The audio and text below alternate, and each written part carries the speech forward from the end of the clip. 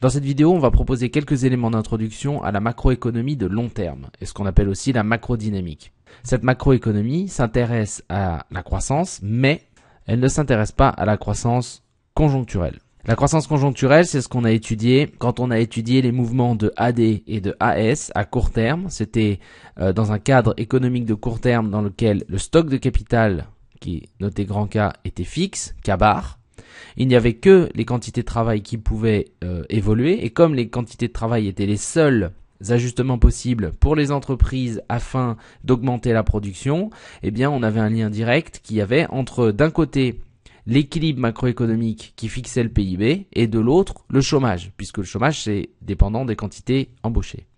Là on va s'intéresser à la macroéconomie de long terme, et le cadre d'analyse est vraiment très très différent parce que on va quitter ces problématiques de court terme, ces problématiques de chômage, pour rentrer dans des problématiques qui sont de long terme, dans lesquelles en fait le stock de capital ne va plus être fixe, il va être variable, et on va s'intéresser à des questions qui ont trait à la croissance potentielle, aux produits potentiels. On en a déjà parlé quand on a étudié AS et AD, mais ça va être la fondamentale dans l'analyse de la croissance de long terme. Avec ça, on va étudier le rôle du stock de capital qui était fixe jusqu'à présent, maintenant qui bouge et qui va devenir en fait le centre de l'analyse beaucoup plus que les quantités de travail. Le problème du chômage va être complètement mis de côté. Donc si on s'intéresse plus à la croissance conjoncturelle, que je viens de rayer très salement, on va s'intéresser à un autre type de croissance qui s'appelle la croissance potentielle. Croissance potentielle, pourquoi? Parce qu'en fait on s'intéresse à la croissance, donc au taux de croissance delta Y sur Y, mais pas n'importe quel taux, pas n'importe quel PIB, le PIB potentiel. Donc si je voulais faire un lien rapide avec ce qu'on a dit sur ASAD, mais ça c'est juste pour faire un lien, introduire la suite, mais ensuite on va se séparer complètement d'AS et AD. Si je voulais faire un lien entre AS et AD, on aurait le revenu ici, donc de court terme, on aurait le niveau des prix, on aurait donc une offre globale ici, une demande globale ici, et puis on avait dit à long terme, long terme, donc c'est intéressant parce que long terme, qui dit long terme dit produit potentiel. Donc vous voyez, on retrouve les termes, il y a un lien quand même que l'on peut faire entre l'analyse de court terme et de long terme, où les prix anticipés sont égaux au prix. On avait dit, eh bien ici on a AS de long terme, ici. En fait, l'analyse de la croissance potentielle, c'est l'analyse donc du taux de croissance de ça, de ce revenu potentiel, qui est le revenu qui découle de l'ajustement du marché du travail. Donc s'il y a des problèmes dans l'ajustement du marché du travail, il y a des problèmes sur le chômage structurel et donc le revenu potentiel, je le rappelle. Et donc l'analyse de la croissance potentielle ici, la macrodynamique, cette variation du stock de capital, c'est en partie ce qui va nous expliquer pourquoi est-ce que eh bien ce revenu de long terme se déplace dans le temps. Voilà, vers un deuxième revenu potentiel Y potentiel 2, etc., etc., etc. Donc dans le temps, en fait, le revenu potentiel, c'est-à-dire en fait la croissance maximale à laquelle un pays peut espérer, change dans le temps parce que ce qu'un pays peut espérer produire, ce que toutes les entreprises d'un pays peuvent espérer produire, dépendent de quoi? Dépendent des deux facteurs.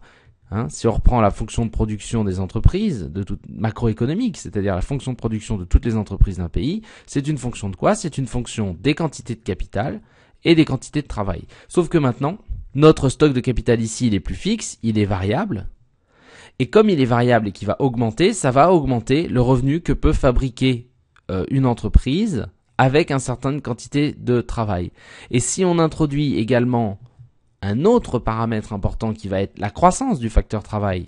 La quantité de travail dans un pays n'est pas fixe, elle dépend du nombre de travailleurs qu'il y a dans un pays. Ce nombre de travailleurs dépend de plein de choses, de la natalité, de l'immigration. Donc ces phénomènes-là vont faire augmenter également le facteur travail. En augmentant capital et travail, eh bien on augmente la production potentielle. C'est-à-dire, en gros, quel que soit finalement ce qui se passe sur le marché du travail, quels que soient les problèmes à court terme de la position de AD, les problèmes d'anticipation des prix, toutes ces choses qu'on a vues dans l'analyse de court terme, il y a des mouvements beaucoup plus longs, des mouvements structurels beaucoup plus fondamentaux qui font qu'à long terme, le produit qui peut être un produit potentiel qui peut être fabriqué dans un pays, il dépend de variables importantes que sont le stock de capital, les quantités de travail et puis aussi d'autres variables qu'on va étudier plus en avant quand on raffinera l'analyse.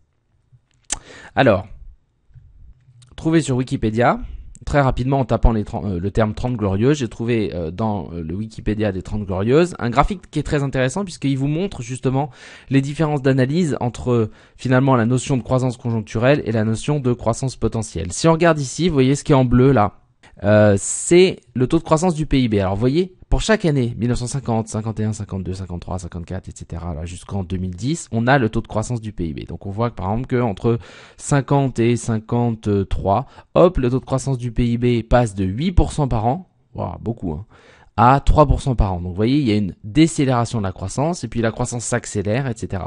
Et puis vous voyez que quand on arrive quand même près des années 2010, on passe en dessous de 0. Ici, on a la barre qui nous donne un taux de croissance de 0%. Ici, on passe en dessous de 0, donc on est en récession.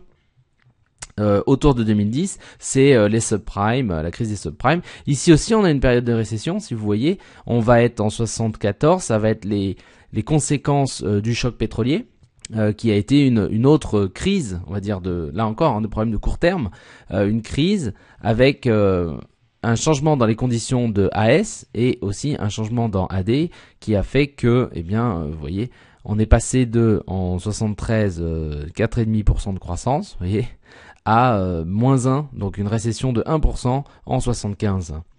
Donc ça, ce sont des tendances de croissance conjoncturelle, vous voyez, tous les points, parce qu'on a le taux de croissance de chaque année, et pour expliquer comment on passe de là à là, c'est-à-dire comment on passe d'un taux de croissance à un autre sur une période très courte, ici c'est une période très courte, vous voyez, eh bien on se servirait d'AS et AD, on expliquerait les mouvements de la fonction d'offre, de la fonction de demande, et on se servirait de l'analyse de la croissance conjoncturelle. Ici, c'est pas ce qu'on veut faire. Ce qu'on veut faire ici, quand on s'intéresse à la croissance potentielle, c'est s'intéresser à ce trait-là, au taux de croissance annuel moyen, par exemple, de 50 à 74. Donc regardez, on a quand même une période temporelle ici qui est beaucoup plus longue, on a 24 ans, et on s'intéresse au taux de croissance annuel moyen, c'est-à-dire on regarde la croissance totale et puis on essaye de trouver quel aurait été le taux de croissance moyen pendant cette période sur une tendance très longue. Et ce qu'on essaie de comprendre, c'est pas justement les détails de l'évolution du taux de croissance année par année qui peuvent être liés à ce qu'on a vu sur la croissance conjoncturelle. On veut s'intéresser à une tendance beaucoup plus longue, on veut essayer de savoir pourquoi est-ce que sur ces 25 ans, sur ces 25 années ici, entre 50 et 74, pourquoi est-ce que on était à un taux de croissance annuel moyen qui était aux alentours de, c'est combien, allez, 5,3%, quelque chose comme ça, on est un peu en dessous de 5,5 là j'ai l'impression. Et pourquoi est-ce que si on prend les 25 années d'après, on a un taux de croissance, vous voyez, qui n'est plus tellement le même. Si on prend une autre tranche, là on est à 2,3%. Donc vous voyez que le taux de croissance, entre ces deux tranches très longues, le taux de croissance annuel moyen n'est plus le même, il est beaucoup plus faible. Et puis si on s'intéresse encore à une autre tranche de 25 ans, 90, alors là c'est 27 ans, 90-2007, vous voyez, on est autour de, ici on est autour de 2%. Et peut-être que si on s'intéressait à une autre tranche d'ici à 25 ans, on serait dans d'autres taux de croissance. Et si on remontait avant dans le temps, on aurait d'autres taux de croissance. Donc c'est ça qu'on essaie d'expliquer. On essaie d'expliquer comment, quand on prend différentes tendances longues, on a des taux de croissance qui changent donc dans le long terme. On est vraiment dans du long terme. Et il est tout à fait raisonnable de considérer que dans ces longues périodes, le stock de capital n'est plus fixe, mais il est bien variable. On peut aussi utiliser ces analyses pour faire des comparaisons internationales, c'est-à-dire pour essayer de savoir pourquoi est-ce que, par exemple, certains pays dits développés comme la France, l'Allemagne ont des taux de croissance qui sont assez faibles sur les 25 dernières années. Pourquoi des pays qui sont dits en développement, comme par exemple la Chine, même si la Chine est de plus en plus développée, mais reste quand même à un niveau peut-être de développement inférieur à celui des pays occidentaux. Pourquoi est-ce que la Chine a des taux de croissance sur des tendances longues si élevés, même si les taux de croissance sont en train de réduire actuellement. Et donc, ce qu'on va voir sur la croissance potentielle, ça permet aussi d'expliquer ces choses-là. Ce qu'on constate aussi, si on regarde ce graphique de manière intéressante, c'est que d'une certaine manière, cette croissance conjoncturelle, donc qui est représentée en trait bleu, elle fluctue autour d'une tendance de long terme. Et cette tendance de long terme, c'est donc la croissance potentielle. Donc on revient encore à cette différence entre long terme et court terme. Si on faisait pas des tranches de 25 ans, mais si on essayait d'avoir une tendance générale, vous voyez, on aurait quelque chose qui ferait comme ça. Vous voyez, un truc comme ça. Bon, je schématise, parce que là, il faudrait faire une régression beaucoup plus fine, avec des méthodes statistiques beaucoup plus fines, mais juste, si on voulait essayer de faire de la régression comme ça à vue de nez, on voit que, eh bien, notre théorie de la croissance potentielle, c'est ce qui va nous permettre d'expliquer ce trait-là, mauve, c'est-à-dire cette tendance longue, ici, de baisse régulière du taux de croissance de l'économie française par exemple, mais aussi d'autres économies. Donc on va s'intéresser à quoi? On va s'intéresser aux facteurs. Quels sont les facteurs de croissance potentielle? Quelles sont les sources de croissance potentielle? Et rien en disant quelques mots sur la fonction de production macroéconomique, on voit tout de suite que on a des facteurs de croissance potentielle qui sont ici le capital et le travail. Alors, pour comprendre ça dans le détail, il faut partir d'une représentation simplifiée de l'économie. Donc on va simplifier d'une certaine manière la représentation de l'économie et du circuit économique qu'on avait introduite dans les cours sur la demande globale et l'offre globale. On va s'intéresser à une économie fermée. La plupart du temps, on s'intéressera à une économie fermée. Donc on va oublier les exportations, on va oublier les importations. Et comme on s'intéresse pas, pour l'instant en tout cas, au fait de stimuler la demande globale pour essayer de limiter les problèmes de demande effective. On va également oublier, c'est pas très bien dit, mais on ne va pas s'intéresser, en tout cas, aux dépenses publiques, ni aux impôts. Donc en fait, il reste pas grand chose. Essentiellement, on va s'intéresser à des facteurs très importants que sont l'investissement et l'épargne. Voilà. Ça va être les facteurs auxquels on va s'intéresser le plus pour démarrer l'analyse. Vous vous rappelez que si les marchés sont parfaits, si on n'a pas de problème de débouché sur le marché des biens et services, alors forcément l'investissement est égal à l'épargne. Sauf qu'ici on n'est plus à court terme. Du coup, l'investissement il a deux rôles. À court terme, il avait un rôle dans la demande. À court terme, vous vous souvenez que la demande globale, c'était égal à C plus I plus G plus X moins M. Donc, à court terme, l'investissement, il rentrait dans la fonction de demande globale puisqu'on disait, voilà, à court terme, les entreprises investissent, c'est-à-dire achètent des biens d'investissement, mais on suppose, comme le stock de capital est fixe, on suppose qu'elles ne s'en servent pas pour augmenter la production. C'est ce qu'on avait dit pour le court terme. Sauf que là, maintenant, on est à long terme. Ce qui veut dire qu'en fait, à long terme, l'investissement, c'est quoi? C'est en fait la variation, je mets delta pour variation, c'est la variation du stock de capital. C'est-à-dire que l'investissement sert à produire. Ça sert à augmenter le produit national puisque l'investissement, c'est la variation du capital et que si vous bougez, si vous faites varier le stock de capital, nécessairement, si ça bouge, vous vous souvenez, eh bien ça augmente. D'accord ? Et c'est un élément important. Pourquoi ? Parce que si vous vous souvenez qu'à l'équilibre du marché des biens et services, I est égal à S. Donc si l'investissement est égal à l'épargne, et si l'investissement permet d'augmenter le produit national, d'accord ? Alors l'épargne a aussi un rôle à jouer dans l'analyse par rapport à l'augmentation du produit national. Sauf que, il va falloir introduire une notion qui est importante et dont on n'a pas vraiment parlé depuis le début, qui est la notion de rendement décroissant.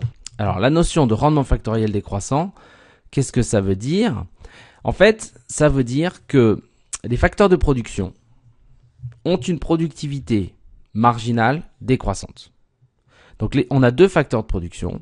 Facteur de production, c'est le capital et le travail, et la notion de rendement factoriel décroissant nous dit que ces deux facteurs de production ont des productivités marginales décroissantes. Autrement dit, si j'augmente les quantités de capital et que je maintiens les quantités de travail constantes, alors l'unité supplémentaire de capital produit moins que la précédente. C'est-à-dire, j'ai un individu dans la société avec un ordinateur. Si jamais je garde cet individu, donc je garde un individu dans ma société, mais j'augmente les quantités de capital. C'est-à-dire je lui donne par exemple une machine à calculer, si je lui donne du papier, du crayon. Si j'augmente les quantités de capital à disposition de cet individu, il va augmenter la production. Mais les quantités supplémentaires de capital que je lui donne vont mener à une production totale qui est de moins en moins rapide. C'est-à-dire l'unité supplémentaire de capital amène une augmentation de la production qui sera toujours plus faible. Pourquoi? Parce qu'au bout d'un moment, l'individu, si vous lui donnez 45 ordinateurs, il va pas savoir quoi en faire. Et donc, la productivité marginale du 46e ordinateur sera nulle. Imaginez que on a le capital ici, le produit ici, et qu'on maintient le travail constant. C'est-à-dire, on a un individu, et là, on a les quantités de capital par individu. Et ici, on a le produit national. Eh bien, vous voyez que si j'augmente les quantités de capital, mais que je maintiens constant le nombre d'individus, au bout d'un moment, ça sert plus à rien d'augmenter les quantités de capital parce que toute augmentation des quantités de capital, j'en prends une. Vous voyez? Au début, elle a cet effet-là.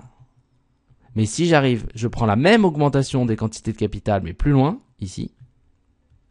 Vous voyez? L'effet est tout à fait marginal. L'effet est de plus en plus faible. Vous voyez, on peut même pas représenter l'effet ici, là. L'effet est tout petit, alors que là, l'effet était quand même relativement grand. Donc, l'augmentation d'une unité supplémentaire de capital produit de moins en moins d'effets sur le produit si le travail n'augmente pas. C'est ça le rendement factoriel décroissant du capital. Je peux faire exactement le même raisonnement pour le travail, il suffit de remplacer les termes. Si j'augmente les quantités de travail et que je laisse les quantités de capital constants, alors l'unité supplémentaire de travail produit moins que la précédente. C'est-à-dire, si j'ai une manufacture, par exemple, si je suis fabricant d'automobile, j'ai une machine-outil, donc une machine-outil ou un robot pour fabriquer une voiture pour un individu, eh bien, il y a une certaine productivité. Et puis, si j'embauche un deuxième individu, ils vont se partager le robot. Donc, le deuxième individu apporte quelque chose à la production. Donc, la production est croissante. Simplement, plus j'augmente le nombre d'individus, plus la productivité des individus diminue. C'est-à-dire plus le rapport à la production diminue à mesure que j'augmente le nombre d'individus, mais que je n'augmente pas les quantités de capital. Donc, on a un capital constant et les quantités d'individus. Ça, on l'avait déjà dit par rapport à la croissance conjoncturelle et par rapport à SAD, puisque c'était en fait avec un stock de capital constant et des quantités d'individus qui augmentent, c'était le cadre analytique de court terme.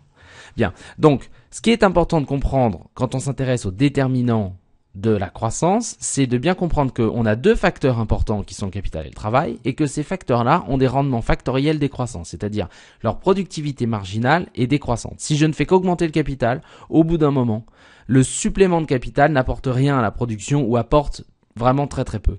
Si je ne fais qu'augmenter le travail et que je laisse le capital constant, c'est la même chose. L'augmentation de travail n'apporte pas grand-chose à la production, apporte de moins en moins, et au bout d'un moment, peut-être n'apporte plus rien à la production.